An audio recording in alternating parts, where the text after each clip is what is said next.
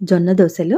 ముందుగా ఒక గిన్నెను తీసుకొని 1 గ్లాసు మినపగుండ్లు, 2 గ్లాసుల జొన్నలు వేసుకోవాలి. పావు గ్లాసు పచ్చిశనగపప్పు, ఒక 2 చెంచాల వరకు మెంతులు వేసి శుభ్రంగా కడిగి ఒక 3-4 గంటల వరకు నానబెట్టుకోవాలి.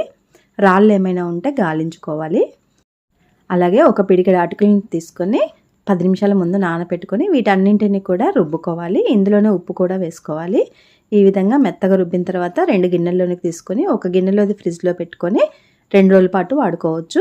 ఇది మాత్రం ఇప్పుడు చేసుకోవడానికి వాడుకోవచ్చు. కన్సిస్టెన్సీ అనేది దోసల పిండిలాగా ఇలా ఉండాలి. పెనం మీద ఆయిల్ అప్లై చేసి 2 గంటల వరకు పిండిని వేసుకొని పెనమంతా స్ప్రెడ్ చేసుకోవాలి. తర్వాత కొద్దిగా పైనుంచి ఆయిల్ వేసుకోవాలి.